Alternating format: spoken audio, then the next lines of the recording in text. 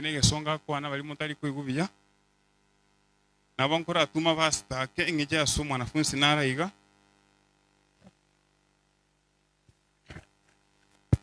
Yes, allow me, for the Lord is good and all the time. Yes, Abuga Timothy. Yeah. Thank you. No mulisia boigo. Tumezoea Abuga Timothy song. Ya tulibadilisha kidogo. Wapenzi katika Bwana, wakubwa kwa wadogo, hamjambo. Mimi ni Elder Siocha from the main church, nasimamia mambo ya saka na sadaka. Thank you. Akuwa na Kiswahili, so congratulations Elder.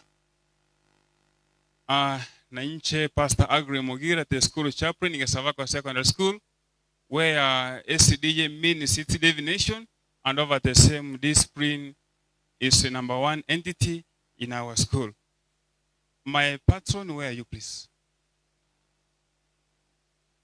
All spiritual leaders wanasimama tu wafanya hivi kidogo before patron nyonge, for the respect of our patron. All spiritual leaders, yes, ndio wanasimama pole pole, wana smile smile smile smile. Yes, you can wave. Thank you.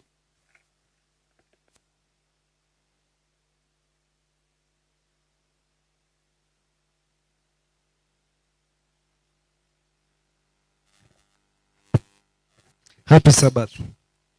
Happy day. The Lord is good all the time. Thank you so much, Pastor. I'll also take my part very quickly. My name is Ogari Cliff. I'm the patron, chaplaincy, Gesabagwa Secondary School. Also, very fast, I believe, we had some teams which were introduced, but I'll also want to, in a very special way, recognize one or two people. Then I'll hand over to the principal very quickly. Maybe I'd forgotten something. Then from there we go to the divine service, if you allow me. So within this compound, we have a comprehensive school. We have been together since we began the week of emphasis, spiritual emphasis. As from Monday up to date, I believe they are within us. And therefore, Madam Lois, wherever you are, you can come up front very quickly as we have the students or the pupils from the comprehensive school standing wherever they are. Comprehensive school pia nyi simameni so that you wave muonekane kwa TV. Muko wapi? I'm seeing our pupils on the other end. I don't know the cameramen if they can get them as they wave, also for purposes of them appearing on TV. That is Gesabakwa Comprehensive School. Then also, as the camera will turn towards their end, probably, I want to welcome Madam Lois to greet us very quickly. I am happy today, so happy. In Jesus' name I am happy, because He has taken away my sins away. I am happy, so happy today. Let me take this opportunity to greet all of you, starting with our pastor, the principal, the elders who are here, the congregation. Happy Sabbath. Happy Sabbath. You are most welcome to this compound. On behalf of our principal, Madam Lynette, she said, I say hi to you and have a blessed Sabbath.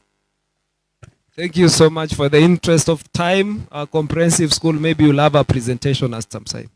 Then we also had another group I want to recognize because already the mother church has been introduced. We had our alumni within us. They'll stand wherever they are, represented by Madam Ruth in a very special way. Quickly, kindly. All the alumni wasimame mahali walipo. Hata wale mulitoka juzi, you are the alumni. Nimewapea nafasi lakini mnajisahau.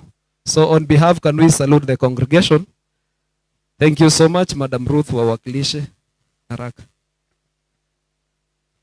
Happy Sabbath. Happy day. My name is Ruth Nyandieka. Nilisoma primary hapa Gesabakwa Primary, Gesabakwa Secondary. I went to Gesabakwa SDA Church. I'm a teacher by profession. Napatikana Sotik Sub-County. I'm a sister to Melek Nyandieka. So wale tulisoma hapa, tumekuja kuwasalimia. Next time tutachipanga vizuri, tukuje tuwasalimie vizuri. Have a blessed Sabbath. Students, all you say to the alumni of Gesabakwa. So next, I believe, as we'll be having next programs, many of you here will be the people that we'll be introducing. Thank you so much. So for the interest of time, I believe I've not left another group out.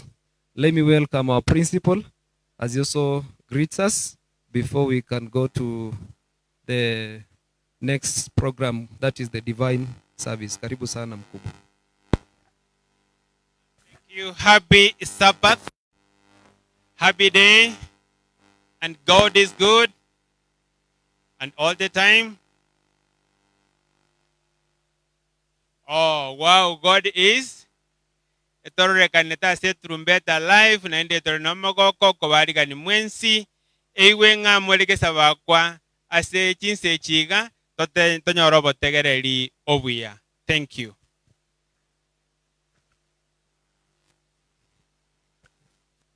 Thank you, Elder Gideon, for the welcome. Therefore, we've got the assistant, the patron. If she's around, she can do a wave before we do a reading. Yes, Madam Gladys kwa nimbia mule. So, therefore, mwenye alikuwa anasoma fungu, kindly.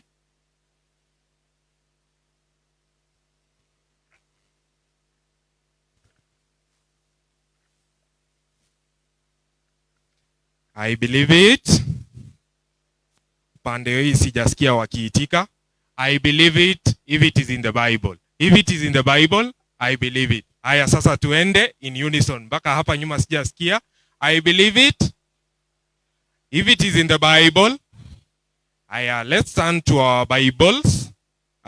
Tusome fungu kuu wa Efeso ama Ephesians chapter 2. Wa Efeso chapter 2 verse 8 to 10. Ukifika pale sema amen. Haya nitasoma kwa haraka. For by grace you have been saved through faith, and that not of yourselves, it is the gift of God, not of works, lest anyone should boast. For we are his workmanship, created in Christ Jesus for good works, which God prepared beforehand that we should walk in them. Fungu hili litafafanuliwa.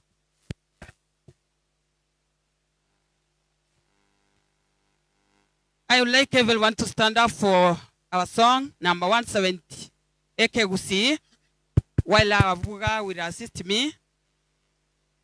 Tote na negro ten, asogo tera waito, number 170. Tusimame wote. Kila mtu asimame ndio tuanze kuimba. Nare o nyanchete aga kwa gantoria. Lady go. Nare o nyanchete aga kwa gantoria incho monya vive mo.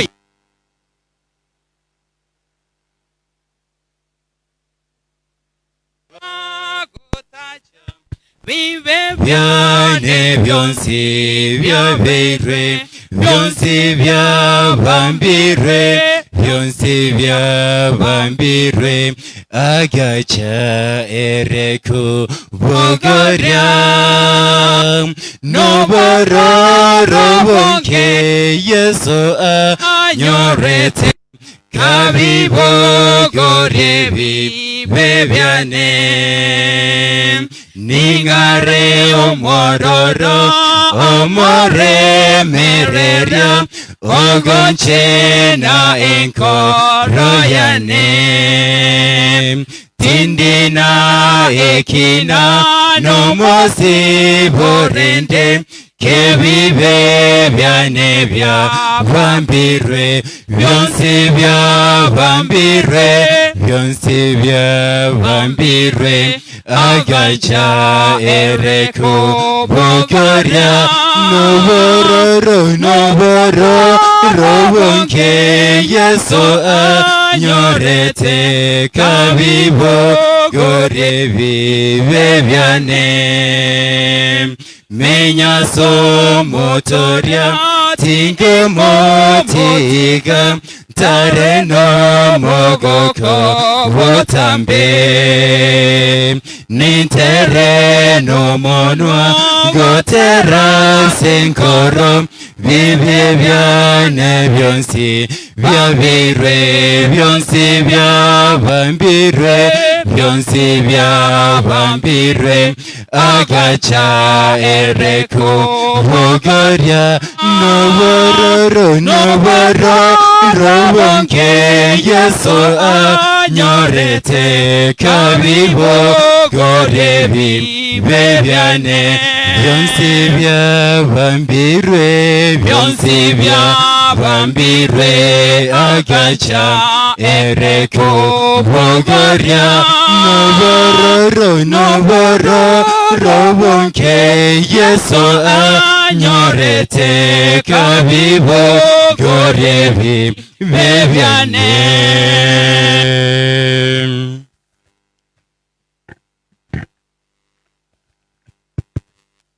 Tuamini na tuombe. Everlasting Father, we thank you because you love us. Great in us we are in nature. We request you, Father Lord, by your grace, by your mercy, to forgive us our sins. As long to start our sermon, guide us fully in the mighty name of Jesus, we pray and believe.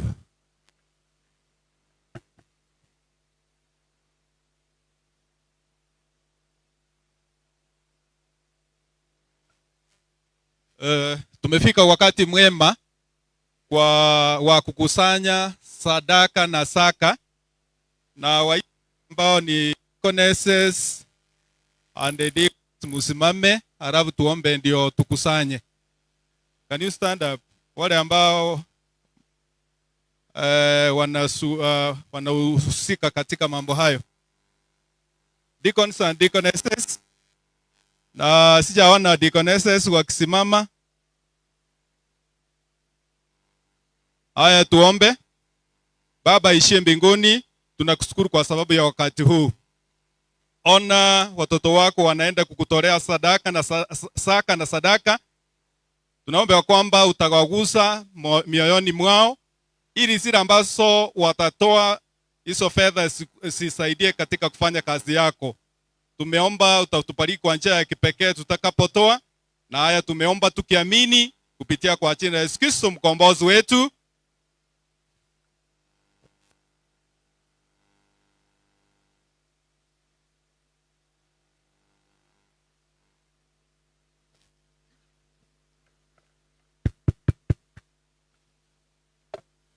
Wakiendelea kukusanya saka na sadaka, tutayafungua nyimbo zetu kwa KKC number 168, our campus melody was 62, number 62. Zinamo ereyezo, oh, to Jesus I surrender. Twende motenzi. Oh, to Jesus I surrender. Oh, to Him I freely give. I will ever love and trust Him in His presence daily life. I surrender, I surrender, I surrender, I surrender all to Thee, my blessed Savior. I surrender all. To Jesus I surrender.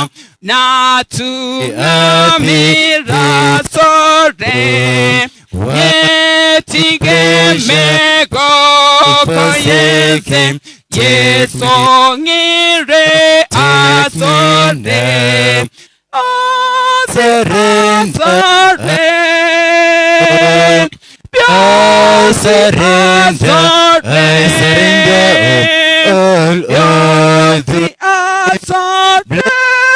Savior, narure bono. Bionsi na ere yeso ni boyo obotambe. Tiganyiwe ayo moika manye aye no yone. I surrender. I surrender. I surrender. I surrender all. Beyonce, I Blessed Savior, surrender.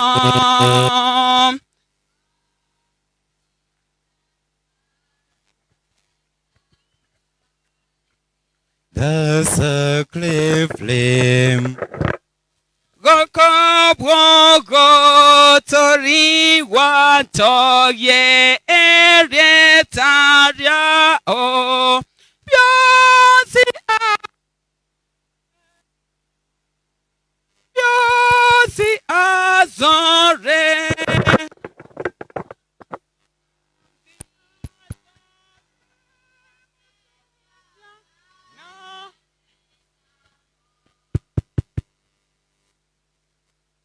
Comprehensive School, tukiendelea 175 Campus Melody 175. Migondo ya mire. Comprehensive, come for an item because of time. You are up. Inchubu anga sing chinsa kumuranche. You come for one item as we continue singing number 136 here kagusi. 175 our Campus Melody. Tutaendelea. Migondo oya mire mo ononda geraya na vire ande onzi ya rabi irama kokone virubo monene tuma bagesi wekerero yaito vasange erederige meremo ere.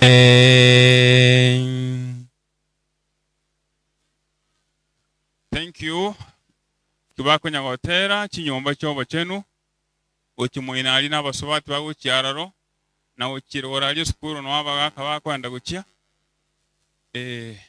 vyumba vya usafi pale juu, wanaume pia na vijana wavulana pia, and on my right here ladies and their young girls. Welcome.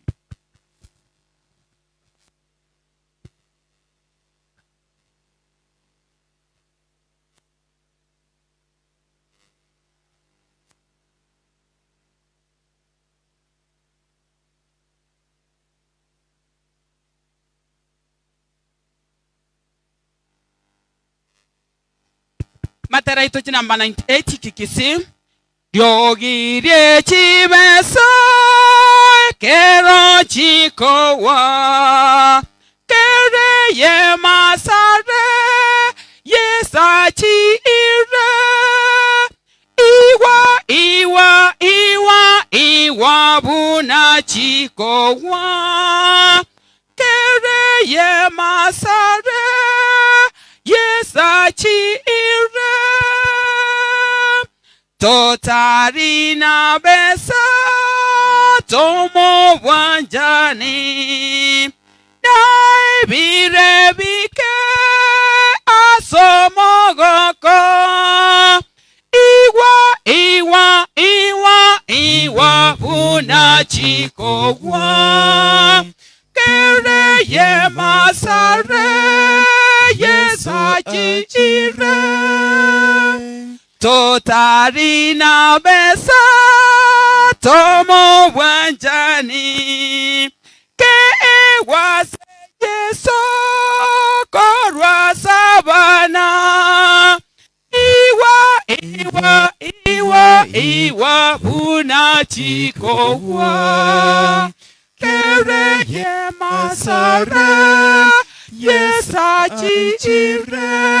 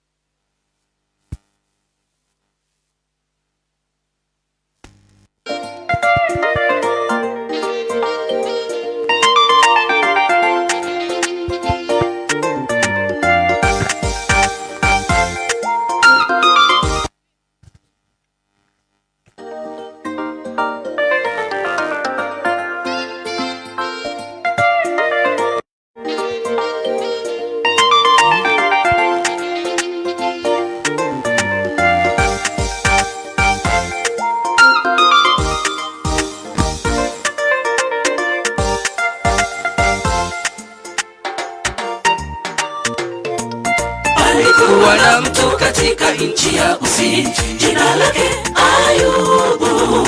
Alikuwa mkamilifu na mwelekevu, mcha Mungu.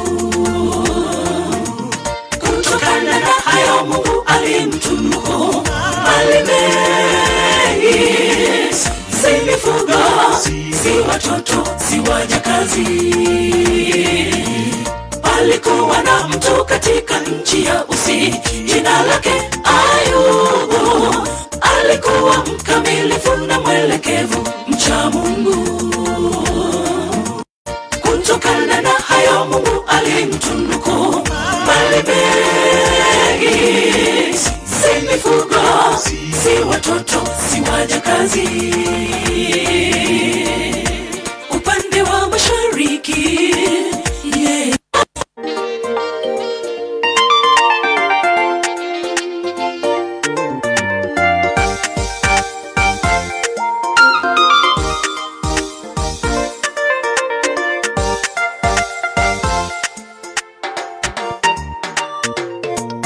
Alikuwa na mtu katika nchi ya Usi, jina lake Ayubu. Alikuwa mkamilifu na mwelekevu, mcha Mungu. Kutokana na hayo Mungu alimtunuku mali mengi, si mifugo, si watoto, si wajakazi. Alikuwa na mtu katika nchi ya Usi, jina lake Ayubu. Alikuwa mkamilifu na mwelekevu, mcha Mungu. Kutokana na hayo Mungu alimtunuku mali mengi, si mifugo, si watoto, si wajakazi. Upande wa mashariki, yeah. Alikuwa mkuu, aliwatakasa, yumkini walitenda dhambi. Wanawake 10 mioyoni mwao kukufuru Mungu. Upande wa mashariki, alikuwa mkuu, aliwatakasa, yumkini walitenda dhambi.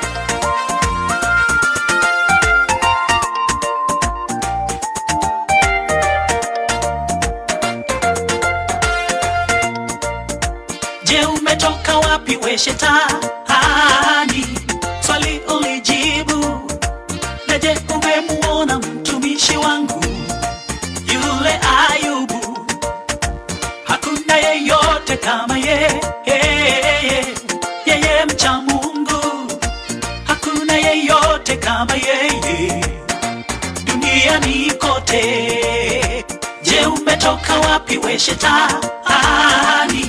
Swali ulijibu, na je umemuona mtumishi wangu yule Ayubu? Hakuna yeyote kama yeye mcha Mungu. Hakuna yeyote kama yeye duniani kote. Katika kuzunguka zunguzu ndiyo kazi yangu, wala Ayubu huyo hakupendi, ni mali yake. Katika kuzunguka ndiyo kazi yangu, Ayubu hakupendi, ni mali yake. Katika kuzunguka ndiyo kazi yangu, wala Ayubu huyo hakupendi, ni mali yake. Katika kuzunguka ndiyo kazi yangu, wala Ayubu huyo hakupendi, ni mali yake.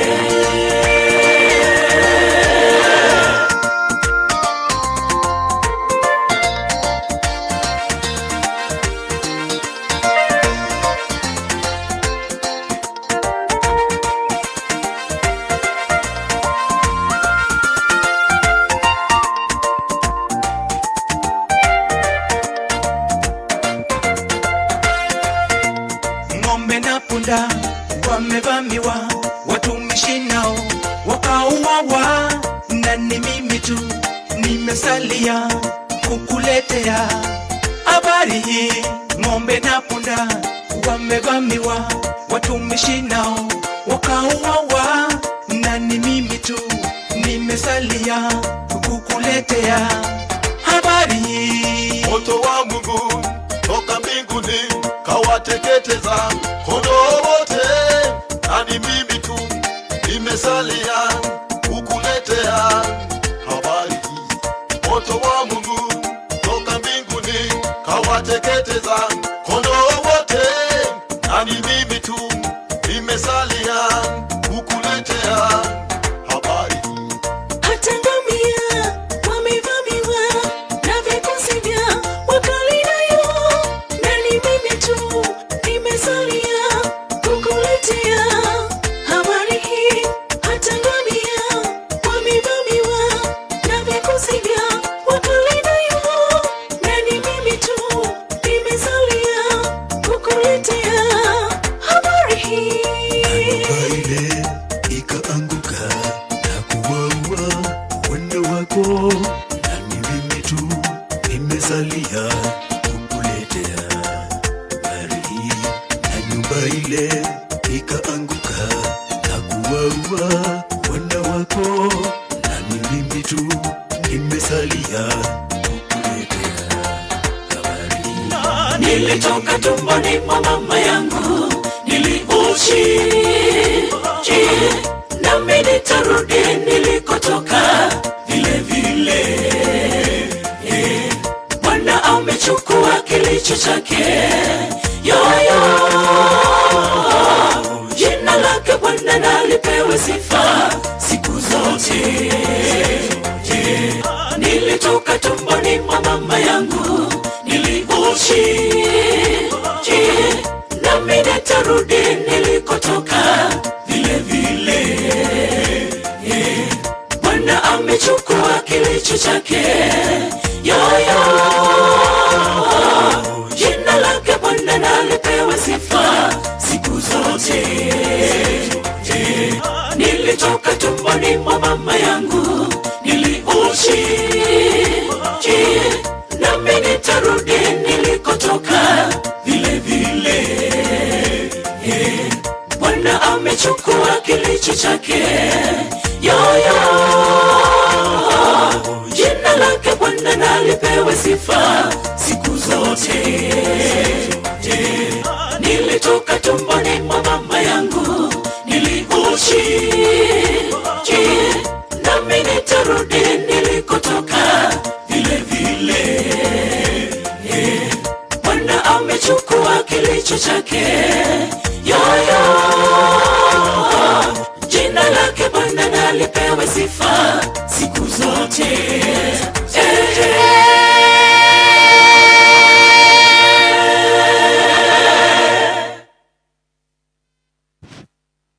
Tuamini na tuombe. Mtakatifu, mtakatifu Mwenyezi Mungu uliye juu mbinguni, tunakuja mbele zako wakati huu kwa njia ya unyenyekevu. Ona wanako wametoa saka na sadaka mbele yako, na kuomba Mwenyezi Mungu zipokee kwa moyo mkunjufu Bwana. Mwenyezi Mungu, tunapoenda kwa mahubiri, mhubiri atakaposimama hapa mbele, tunaomba Mwenyezi Mungu mtumie ipasavyo chochote tutakachokifunza siku ya leo, na kuomba Mwenyezi Mungu uweze kukinakili kwa akili zetu, ndipo sasa tufanye kulingana na matarajio yako Mwenyezi Mungu. Naomba hayo machache nikiamini jina la Yesu mwana wa Kristo. Amen.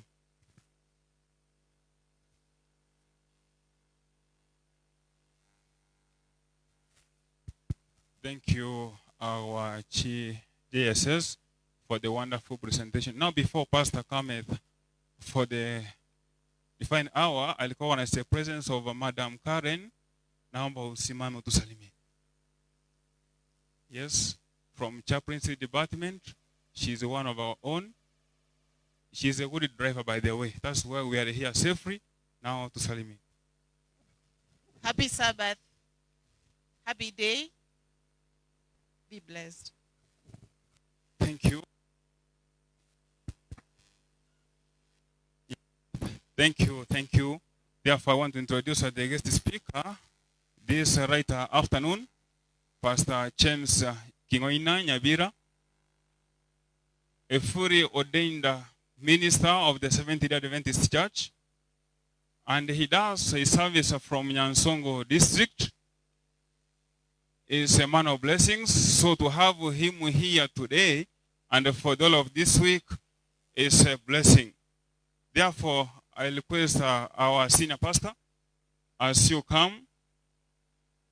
Yes, I can see he's loading on how to do things powerful in a way, and therefore be to receive baptism. Those ones who are ready to be baptized, immediately after the sermon, we will head mpaka pale mission kwa ajili ya ubatizo. Pastor, please welcome for the presentation. Thank you. Thank you, thank you.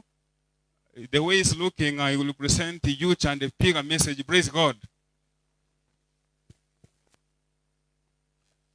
Yes. God is good, and all the time. Ni ngapi wako na furaha kufika siku ya leo? Haleluya. Ningependa kuchukua fursa kisha wote mweze Mungu tunapomwabudu.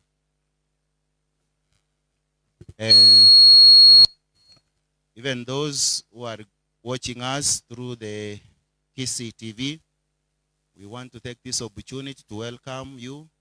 Tunawakaribisha wote mweze kujihisi mkiwa miguuni pake Mwenyezi Mungu tunapomwabudu siku ya leo. Na kabla hatujaanza ibada hii, ningependa kushukuru Mungu kwa sababu ya nafasi pekee ambayo ametupa. Tumeweza kufika hapa. Ya yote ametufikisha hapa kwa sababu ya nia moja, tuweze kukutana pamoja na Yesu Kristo tunapoandaliwa kwa ajili ya ufalme wake anaporejea mara ya pili. Na pia ningependa kushukuru Mungu kwa sababu the school management being led by our able principal Elder Giteya, may God bless you, your deputy, senior teacher, the teachers and the support staff. Hapa tumekuwa na support staff wengine wa ajabu sana. Wengine wamekuwa wakihudhuria mikutano yetu, na walimu wale wamekuwa wakihudhuria mikutano. Mungu na aweze kuwabariki. Siwezi kusahau wenye wamekuwa wakishughulikia mambo ya tumbology. It has been taken care of in a very special way. I can't forget Florence Nyabuke. Ako hapa? Inaonekana anaendelea kushughulikia tumbology. Tunashukuru sana. Wamekuwa wakarimu sana. The spiritual department of this institution, led by our pastor, Pastor Agri. I want to thank God for that. And assisted by the patrons, Mr. Cliff and Sister Gladys wamefanya mambo ya ajabu kwa ajili ya kufanya ya kwamba mambo haya yanaendelea jinsi vile ipasavyo. Pia our debut has been with us almost daily. Principal na yeye alikuwa anakuja, lakini ni vile kuna shughuli nyingi, lakini alikuwa anatuona kila siku. Kwa hivyo ningependa kuwashukuru wote pamoja na wageni wetu ambao tumekuwa pamoja nao hapa, Sister Pastor Irene and Brother Aaron.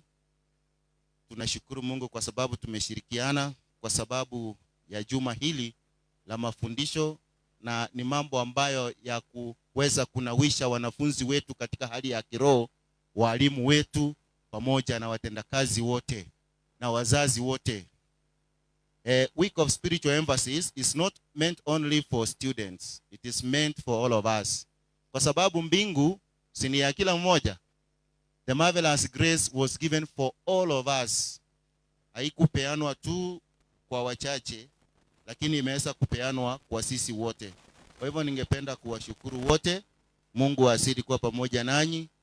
Akina Keruo, Tematron, nilisikia yeye ni anti wa kila mmoja hapa, lakini sasa sisi hatujui atakuwa nani. Mnaona atakuwa nani kwetu?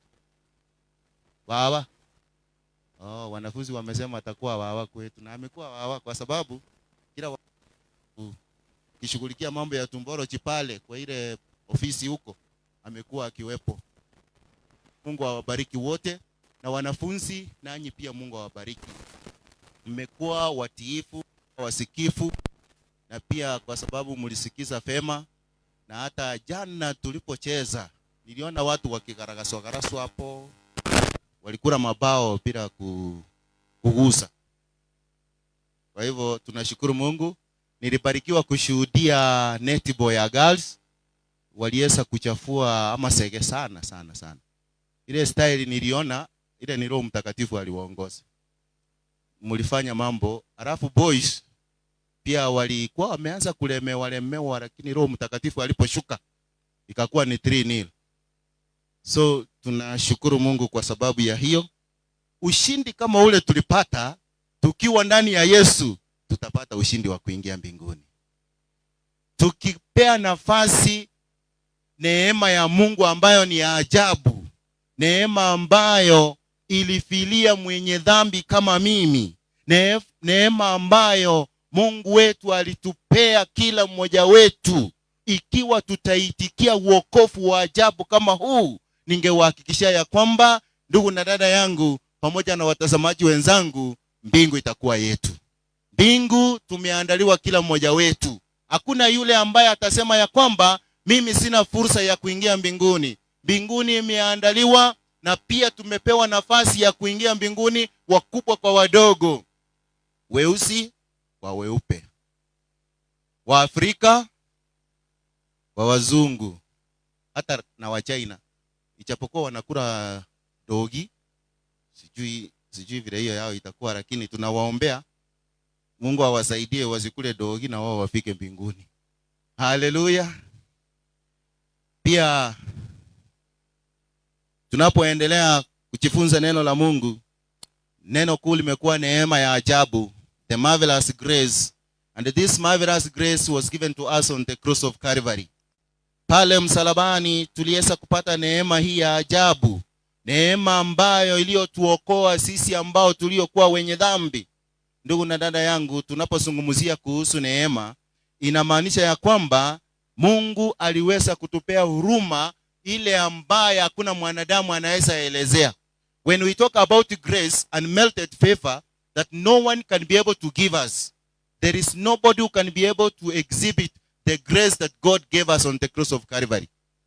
Ama abera ya igayo gukumya twaetwe mwanya bantu nde bwensi tayora anyare kurwa mabera ya yogo toleka ngano nyandi rito ta wenerete pi Nyasaye baada akatuanja. Imagine wakati ule ambapo upendeki, ndio sasa Mungu yeye anatupenda zaidi. Ndio ningesema ya kwamba siku ya leo tunapotamatisha na ujumbe huu wa ajabu, ujumbe ambao unaoashiria wokovu wetu, ningependa kila mmoja aweze kuhusika katika ujumbe huu. Na ujumbe wa leo ni kuhusu jinsi vile Yesu ametuokoa. The presence of the marvelous grace in our lives. The marvelous grace, it will not be there forever. Neema hii haitakuwepo milele. Kuna wakati itafika ambapo neema hii haitakuwepo. Wakati huu ambao tuko na neema, ndiposa mimi na wewe tunahimizwa, ndugu na dada yangu, tuweze kuitikia, tuweze kuingia katika neno la Mungu. Hebu na tuombe. Baba yetu na Mungu wetu, tunakushukuru kwa sababu umekuwa mwema kwetu. Umetuongoza, na licha ya kwamba sisi ni wenye dhambi wa ajabu, umeweza kutupa neema ya ajabu. Siku ya leo unaponena pamoja nasi, naomba ya kwamba neema yako iweze kutosha kila mmoja wetu, katika jina la Yesu tumeomba na kuamini. Amen. Neno la Mungu ambalo tumesoma ni kutoka katika kitabu cha Waefeso, ni 2 fungu lake la 8 na 9, na neno la Mungu linasema ya kwamba tumeokolewa kwa ajili ya neema, si kwa jambo lolote lile ambalo umelitenda ndiposa ukaokolewa. Unaweza kuwa mzuri sana, unaweza saidia watu vizuri sana, lakini kama hujakubali neema ya Bwana, bado wewe utapotea milele. Baada ya kupokea neema ya Bwana, sasa tunakuwa watendakazi pamoja na Mungu. Mungu anafanya kazi kupitia kwetu. Mara nyingi kazi ya Mungu inapotendeka, sifa na shukrani zinafaa kumrudia. Ndiposa kama wana na binti za mfalme, tukigundua ya kwamba tumeokolewa kwa ajili ya neema, sifa na shukrani zitaweza kumrudia Mungu. Je, hii neema ilitolewa wapi? Neema tuliipata pale msalabani. Bwana wetu Yesu Kristo aliposema ya kwamba yote ile ambayo ingehitajika ndiposa tuweze kuokolewa imekwisha. And that what was met is the great sacrifice that Jesus gave on the cross of Calvary. Minus that sacrifice, by now every one of us, we should have been hopeless of the everlasting life. Mara nyingi hatuchagundua ya kwamba ni kwa nini sisi tu wa Kristo, ni kwa nini tumeuchagua Yesu Kristo kuwa mwokozi wa maisha yetu. Wengine wamemchagua Yesu Kristo ndiposa waweze kuimba kwa kwaya. Wengine wamemchagua Yesu Kristo ndiposa waweze kukutana na wengine kanisani wacheke. Wengine wamemchagua Yesu Kristo ndiposa waweze kuonekana wao ni wa Kristo. Lakini nawaambia hivi ndugu na dada yangu, tumchague Yesu Kristo kwa sababu ya neema yake tuweze kufikia ufalme wa mbingu. Na hilo ndilo jambo ambalo tumekuwa tukijifunza katika juma hili nzima. Paulo anaposema ya kwamba tumeokolewa kwa ajili ya neema, anamaanisha ya kwamba hakuna jambo lolote lile ambalo tumelitenda, hata kusonga karibu na Mungu wetu hatukutenda ndiposa tuweze kuokolewa. Lakini baada ya kuokolewa na neema ya ajabu, inastahili tuweze kukubali na kuitikia hiyo neema. Ndiposa inasemekana ya kwamba unapomkiri Yesu Kristo, umekubalia ile neema ya Bwana ambaye aliyotumwagia pale msalabani. Christianity has got a very simple formula: accepting Jesus Christ as your personal savior. And then after that, you receive all that the heaven saints and the heavenly beings need. Unapomuitikia Yesu Kristo, yale ambayo watu wale wa mbingu wanahitajika unapata. And when you exchange your evil life with the righteous life of Jesus Christ. And this one is done by you accepting Christ as your personal savior. By you identifying yourself that you are unworthy. You cannot make it. It is only God who will make it on our behalf. And that's why we sing that song, Amazing Grace, how sweet that the wretch like me, I once was lost.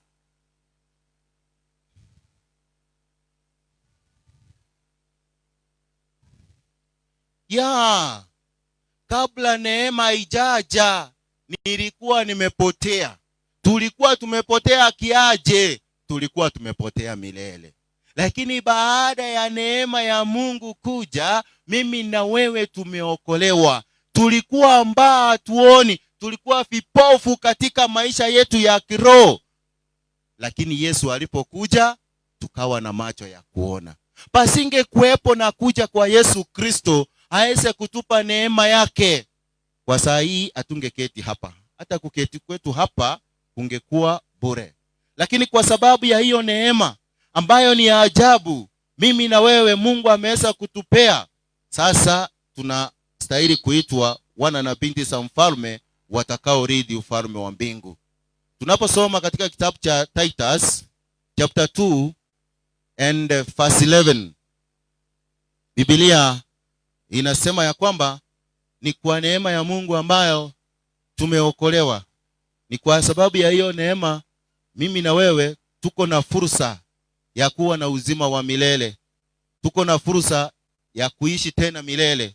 Ndiposa tuweze, Biblia inasema nini? Moja tusomee. Kitabu ni cha Tito 2 kuanzia fungu lake la 11.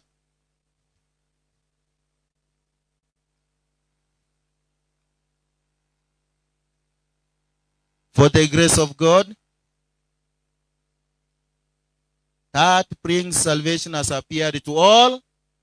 Kwa hivyo marvelous grace imepeanwa kwa kila mtu. Imepeanwa kwa mwizi. Imepeanwa kwa mwizi, ni yeye hajagundua ya kwamba neema ya Bwana imefanya nini? Imepeanwa kwa mchawi. Imepeanwa kwa mchawi, ni vile hajagundua ya kwamba neema ya Mungu imepeanwa, aache ucha. Imepeanwa kwa msherati. Imepeanwa, ni yeye hajagundua ya kwamba neema ya Mungu imepeanwa, aache. Kwa hivyo that grace has appeared to all men. The marvelous grace has been given, imepeanwa kwa watu wote. Kila mmoja jinsi vile tulivyo hapa, tuko na nafasi ya kuishi milele. Wakati ule ambapo tutampea Yesu Kristo nafasi katika maisha yetu, we have all the power, we have all the potential to live forever. And that's why Christ is calling us today that we reciprocate to this saving grace which has been given free of charge for us. Huruma hii ya pekee ambayo imepeanwa kwetu, Mungu wetu anasema ya kwamba tunapomuitikia, we will not remain the same. We will become the children of God the moment we accept his saving grace that he has given to us free of charge. Na ndipo tunapoendelea kujiandaa kwa ajili ya kurejea kwa Yesu mara ya pili, tunaambiwa ya kwamba tunapookolewa bure, basi tunafaa kuwa na matunda ya kiroho. Naposoma katika kitabu cha Yakobo ni 2 fungu lake la 17, Biblia inasema ya kwamba imani nayo bila matendo, hiyo imani imefanya nini? Imekufa. Kuna wengine wanasema ya kwamba pastor, kwa sababu sasa tumeokolewa na neema ni bure tumepewa, sasa sisi hakuna jambo tunafaa kulifanya. Sio hivyo. Biblia inasema ya kwamba baada ya kuokolewa tunafaa kuyatenda mambo mema. Mambo mema yanafaa kuonekana kutoka kwa maisha yetu. He makes his sun to rise on the evil and on the good, and sends rain on the just and on the unjust. Katika kitabu cha Mathayo 5 fungu lake la 45, hata neema ya Mungu inaendelea kudhihirisha. Mungu anaponyeshesha mvua, anyesheshi tu kwa wale watu ambao ni watakatifu. Mvua inanyesha kwa watu wote. Na hiyo ni ishara ya kwamba Mungu amepeana neema yake. Lakini hata kama mvua ikinyesha kwa watu wote, alafu mwingine apatikane yeye haendi kwa shamba alime, mimea haitakuwa, chakula haitakuwa. Hata kama mvua inanyesha, inamaanisha ya kwamba there is part that you need to pray. Now in salvation, what part are we supposed to pray in salvation? Our part we are supposed to pray is reciprocating. Ni kukubaliana pamoja na neema hii, kuitikia neema hii iweze kukuongoza katika maisha yetu. As David, we should plead, have mercy upon us, O God, according to your loving kindness, according and unto the multitude of tender mercies, blot out my transgression. In the book of Psalms 1 verse 1, Biblia inasema ya kwamba kama Daudi tunafaa tuweze kumulilia Mungu na kumuomba ya kwamba Mungu wetu, kwa sababu umetupea neema ya ajabu, tuondolee dhana zetu zote za dhambi. Salvation the past sins, he that believed and baptized shall be saved, but he that believes not shall be condemned. The book of Mark chapter 16 verse 16.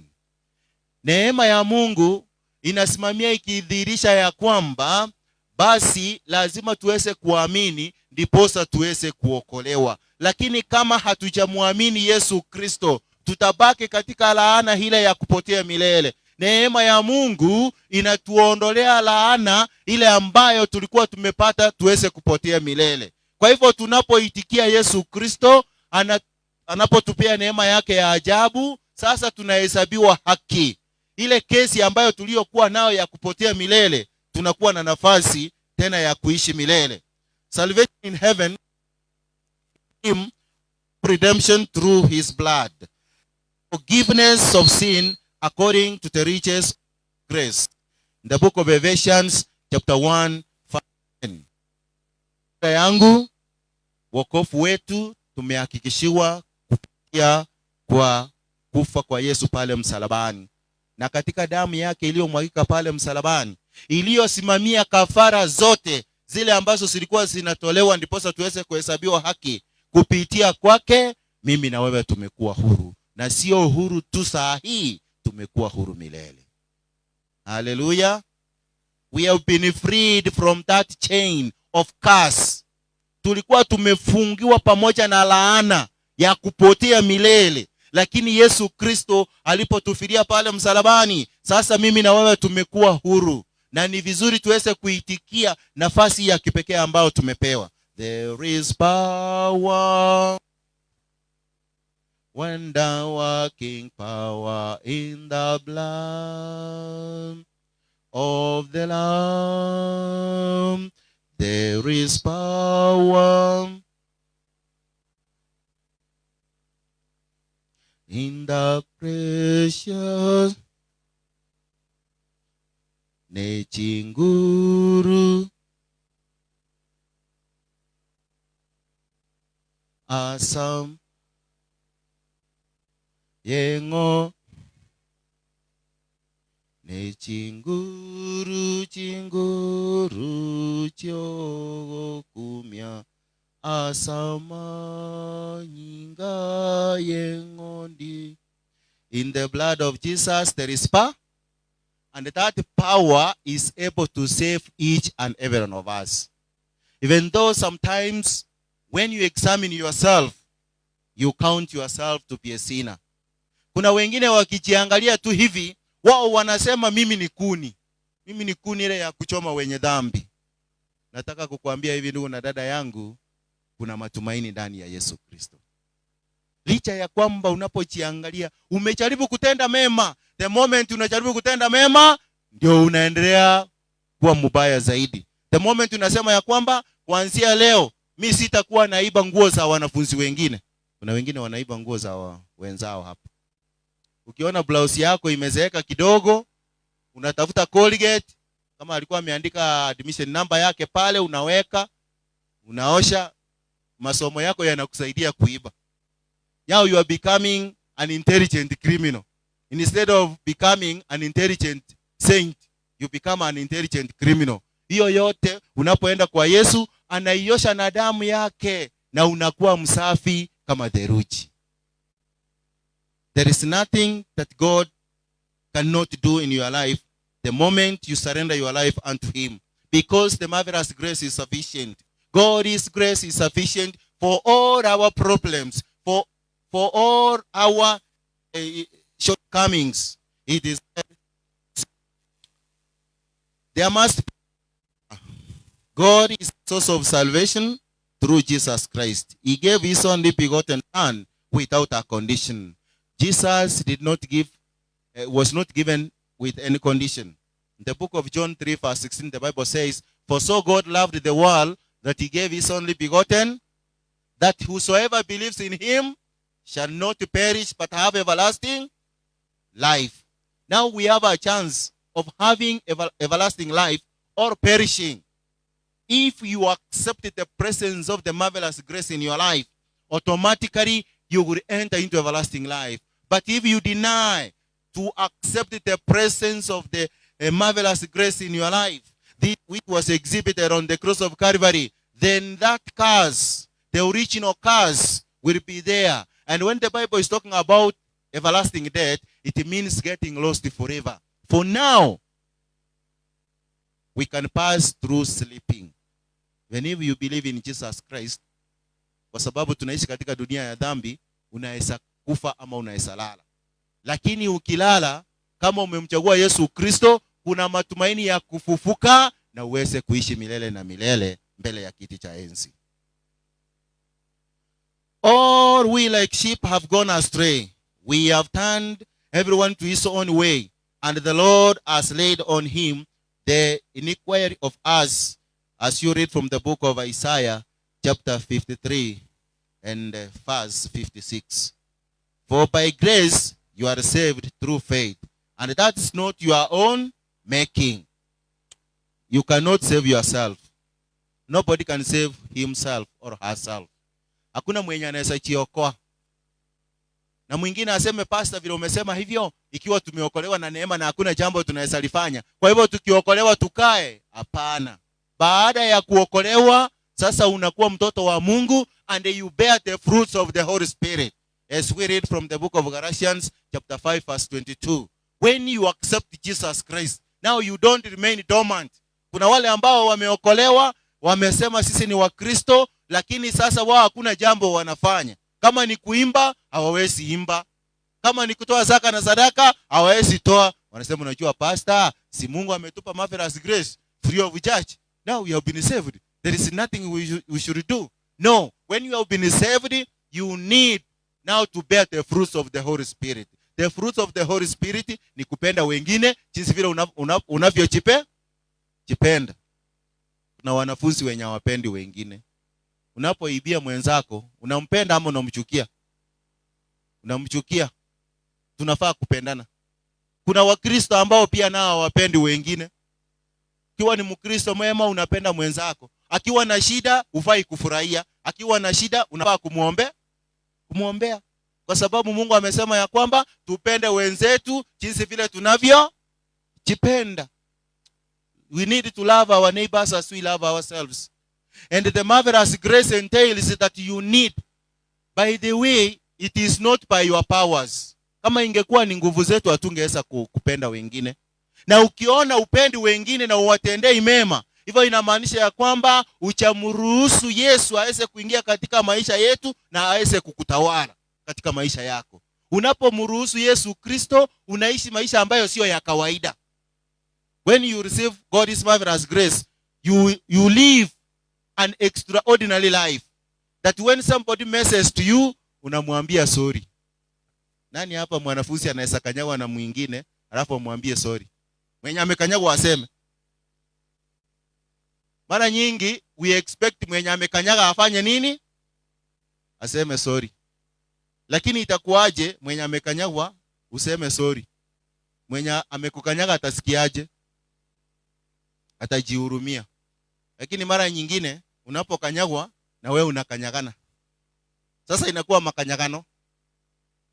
Badala unajua tukireceive neema ya Mungu, tunafaa kuishi maisha ambayo sio ya kawaida, maisha ambayo ni ya kiwango cha juu. Mara nyingi tunajihurumia kama Wakristo. Tumeokolewa na damu ya Yesu Kristo na neema ya Bwana, lakini bado tunaishi kama watu wale ambao hawajampata Yesu Kristo. Kwa sababu yule mtu ambaye hajapata Yesu Kristo, akikosewa yeye anakosa zaidi. Akitusiwa umbwa, anatusi mwingine punda. Na siku moja ukitusi mtu punda, anabadilika akae punda, utaonaje? Hivyo neno la Mungu linaendelea kutuashiria ya kwamba kwa sababu tumeokolewa na neema ya Mungu, inabidi tuweze kuishi kama watu wameokolewa na neema ya Mungu. Siku ya leo, wakubwa kwa wadogo, ningeomba ya kwamba tukubali Roho Mtakatifu aweze kutuongoza. Ndiposa tuweze kuishi kama watu wale ambao wameokolewa na neema ya Mungu. Tuweze kuishi kama unajua tunachukua nafasi ya Yesu Kristo. Na hii hatutaweza peke yetu, lakini tumkaribisha Yesu Kristo katika maisha yetu, yote yatawezekana. Ndiposa katika kijiji kimoja kulikuwa na kijana mmoja, na huyu kijana alikuwa amezoea kuwa na mkono mrefu. Mkono mrefu hivyo inamaanisha nini? Ni mrefu kuliko mguu. Mkono mrefu, alikuwa ni mwizi. Alikuwa katika ile lugha yetu ile ya nyumbani, alikuwa anaitwa Simbiri. Simbiri Oronyo. Yaani huyu ni mwenye akiona kitu cha mwingine kila kitu yeye akiona anaona ni chake, na anafanya bidii kiwe chake.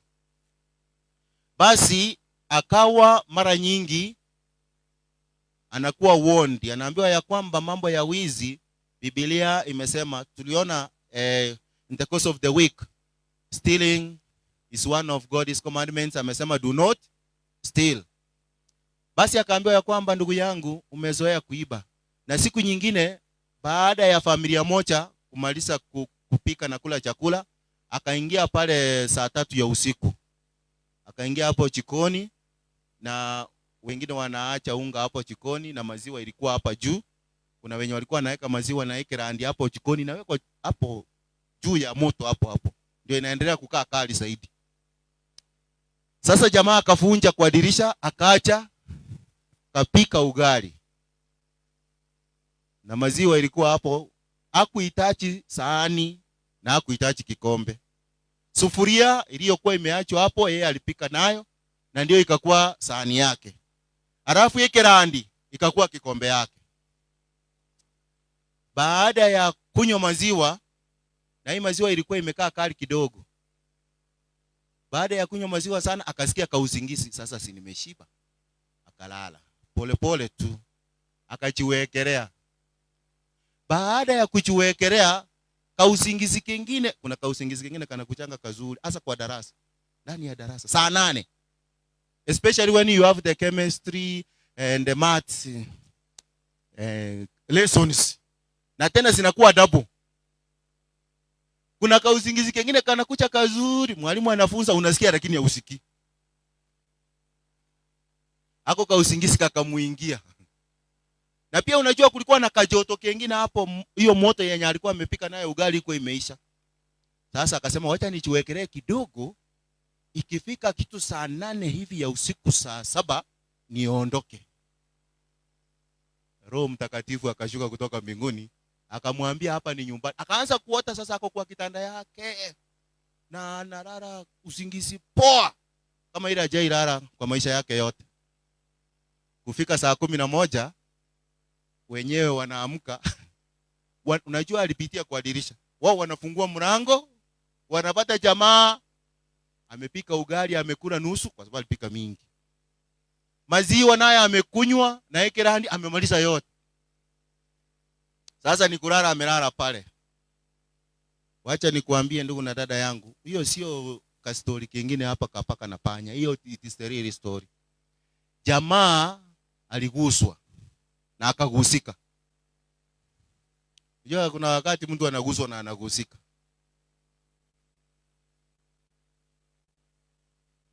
Sasa tuliposikia nduru, kwa sababu ilikuwa karibu na nyumbani, kufika pale tulipata jamaa amegongwa kwa ile kegusia, anasema eba mutigirenda yobo kimana gendo kieke bwana. Ne amagoro. Basi yebo no ba mutigirenda yobo kimana ya amagoro.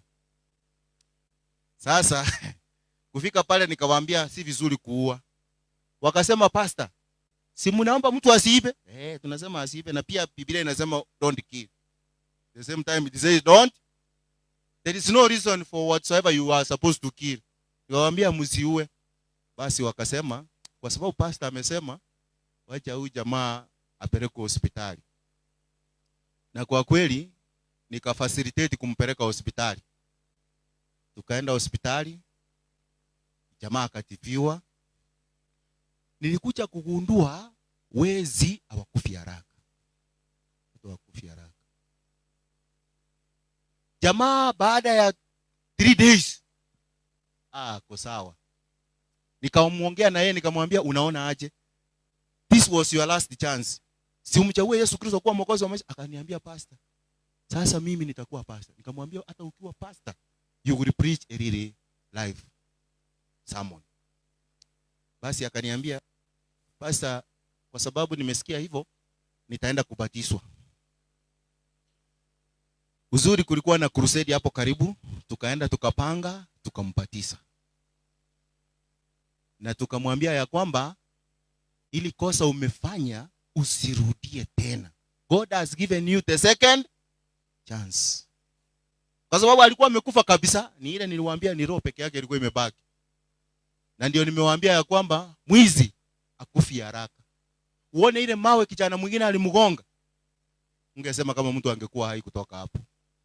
Mwishowe baada ya wiki 2 jamaa akarudia tena hali yake ya wizi. Na wakati huu alipatikana akiiba kuku. Na ilikuwa ni likizo, watu walikuwa wamefunga shule, form 4 walikuwa nyumbani.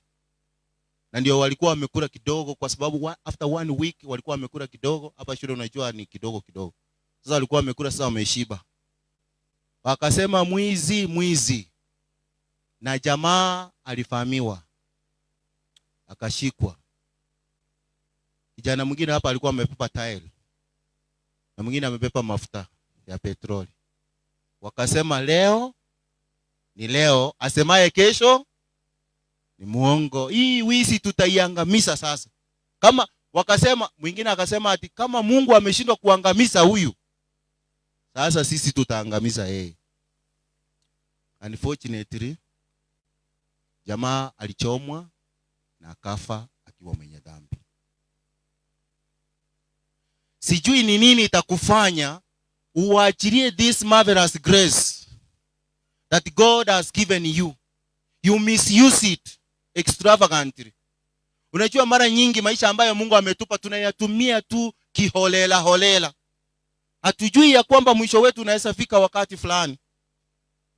Neno la Mungu linakusungumzia uweze kuokoka, uweze kuachana na njia za kishetani, unakataa.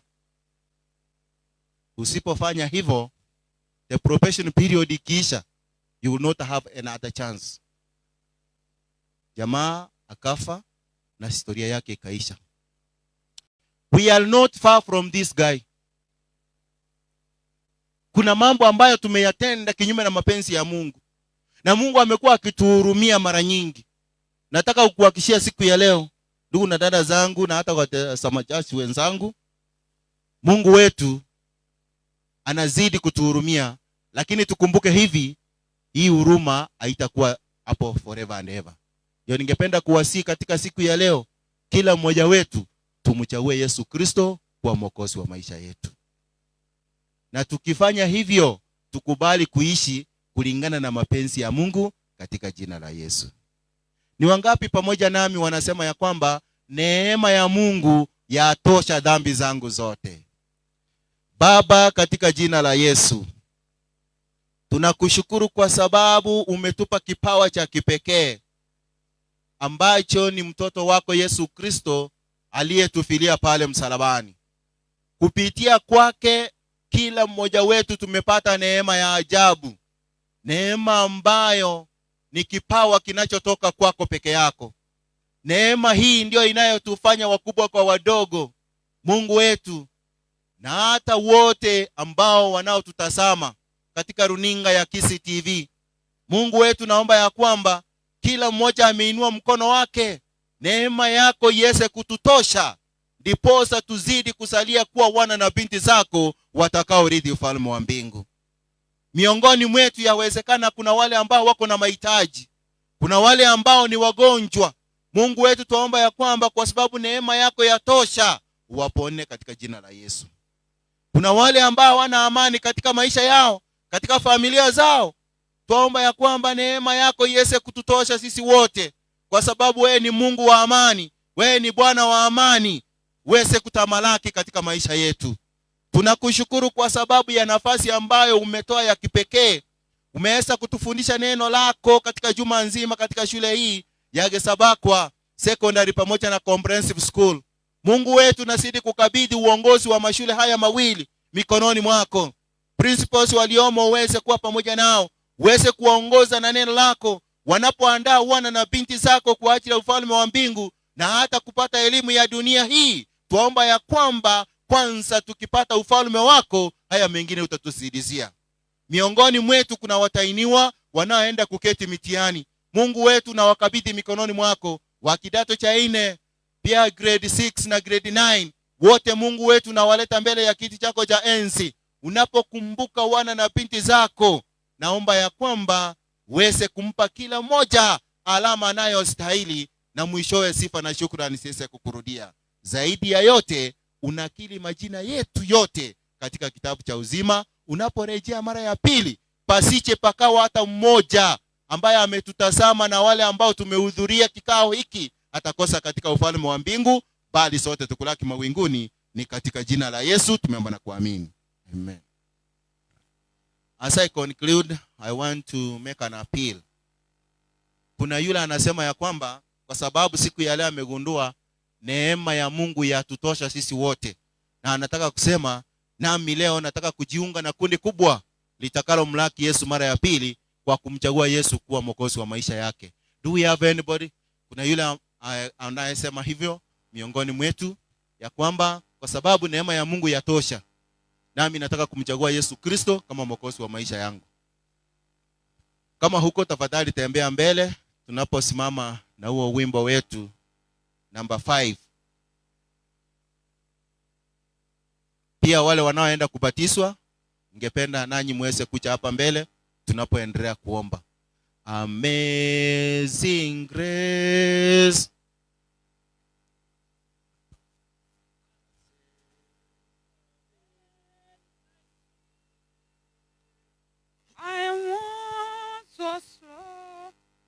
tunaanza that song. Tunaanza vizuri hivi.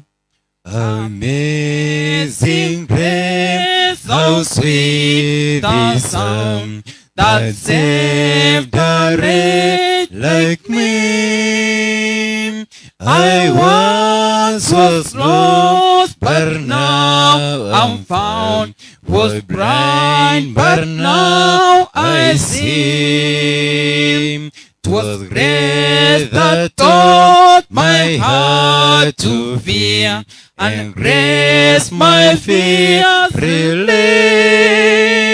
How precious did the grace appear, the hour I first believed.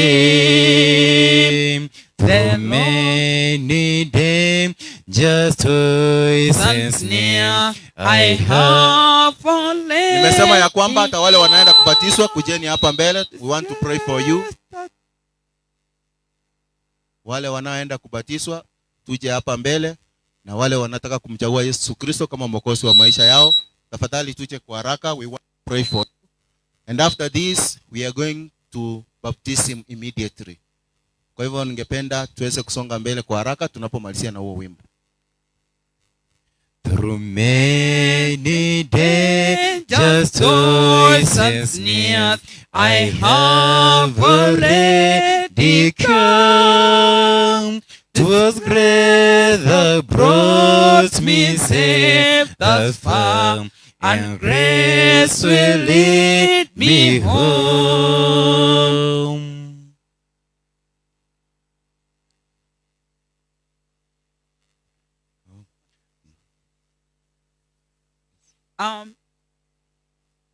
Amazing grace, how sweet the sound that saved a wretch like me.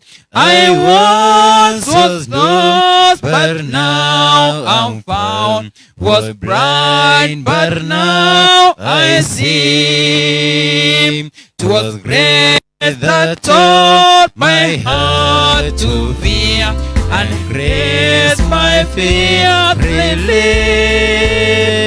How precious is that grace appear, the hour I first believed. Gocha umusalaba nindeno bomenyo ubuya inyetige enseyembe mambingia Mambiengia, nitaro moche we dhahabu. Mambiengia, konda mwegende yeso weka, konda koro wancha kwae, ninyetige enseyembe. Mambiengia,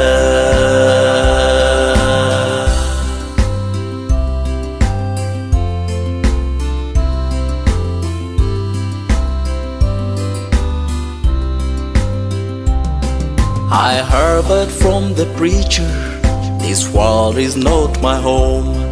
My home's across the river, and that's where I belong. Christ made many mansions where milk and honey flows. I will leave this evil world one of these days. One of these days. One of these days. I will walk in the golden street. One of these days. If I trust in Christ alone, if I take care of His word, I will leave this evil world one of these days.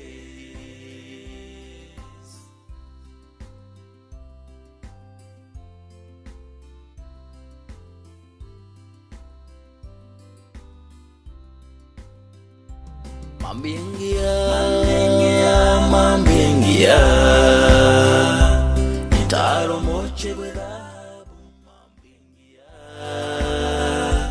konda mwegende yeso weka, konda koro wancha kwae, ninyetige enseyembe.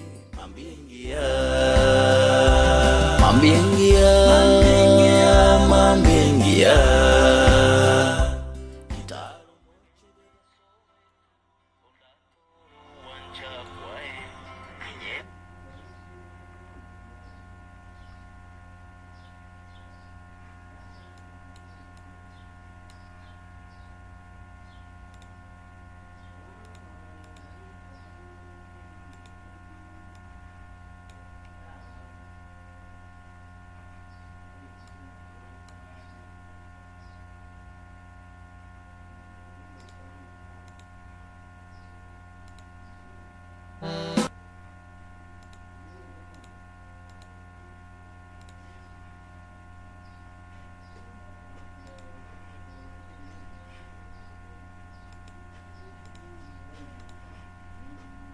Or sale of alcohol beverages, from the use, manufacture, or sale of tobacco in any of its forms for human consumption, and from the misuse of or trafficking or narcotics drugs. Number 11, do you know and understand the fundamental Bible principles as taught by the Seventh-day Adventist Church? Do you purpose, by the grace of God, to fulfill His will by ordering your life in harmony with these principles? Number 12, do you accept the New Testament teaching of baptism by immersion and the desire to be so baptized as a public expression of faith in Christ and His forgiveness of your sins? Do you accept and believe that the Seventh-day Adventist Church is the remnant church of the Bible, prophecy, and that the people of every nation, race, and language are invited and accepted into the fellowship? Do you desire to be a member of this local congregation of the World Church? Munabalire chira iga mbalenga toba tebanga yasaba konyo bamenyere chira ekyo. Tusabe tuimugetia amaboko igoro. Baba yetu na Mungu wetu, asante kwa ajili ya ndugu na dada hawa. Baada ya kutupa neema ya ajabu, wameona ya kwamba hii neema isiche kapita bure wakati wa juma hili la Week of Spiritual Emphasis. Na wakati huu Mungu wetu wamesa kuwa kula kiapo ya kukuchagua wewe kuwa mwokozi wa maisha yao. Nami kama mtumishi wako na wakabidhi mikononi mwako pamoja na umati huu na wa washiriki. Naomba ya kwamba Mungu wetu washike mkono, utembee pamoja nao katika safari yao ya imani. Ikiwa muovu shetani atawaletea majaribu yoyote yale, aweze kushindwa katika jina la Yesu. Wanapoenda kuzika mtu wa zamani na kuzaliwa upya kupitia kwa uthibitisho, kupitia kwa ubatizo, naomba ya kwamba utuongoze na uongoze, uwe pamoja nao sasa na hata milele, Ni katika jina la Yesu tumeomba na kuamini. God bless you. So you go as you prepare yourselves. We are going for baptism now. Wanapoenda kuzika mtu wa zamani na kuzaliwa upya kupitia kwa uthibitisho, kupitia kwa ubatizo, naomba ya kwamba onye kore no mogoko seka ngoraigo, onye kore no mogoko seka ngoraigo, onye kore no mogoko no bosio bokworokia, onye kore no mogoko seka ngoraigo. If you're happy and you know, shout amen. If you're happy and you know, shout amen. If you're happy and you know, and you really want to show that you're happy and you know, shout amen. Happy Sabbath. And happy day. Tagatemba kirengambi ya mwana naskoba abalemereria mwandemereri kuruchinsa 12 mpaka bona igatugo chokoro mu rubiri bwetara show. Tagako chaigase mokonyiwa. Gesabakwa SDA Church, na washukuru sana kwa kuwa pamoja nasi. Gesabakwa Secondary School, I want to appreciate you so much too for being patient tulipoanza mpaka saa hii. To my online viewers, I want to say thank you so much. Mmeandika jumbe mingi but sitasoma mkiona ni kama mvua imeanza kunyesha hivi, so I ask for forgiveness, lakini next time I'll have to read your messages. Mr. Principal, oh, ni kama ametoka. Asante sana. Thank you so much for having us here at your school. Ntatemba kiringambi yabona sana na inwe abaligereria betarumbeta show. Asoko sangana inche ime yo morobero iga kurwa igoro. Twachage to morobero iga chinsa 12 chama goroba mpaka chinsa 2. Na twachaka na inwe chinsa 12 chabona mambia mpaka boni geregerete chinsa at least saa 8 hivi. Thank you so much for watching. Gesabako tutakuwa pamoja.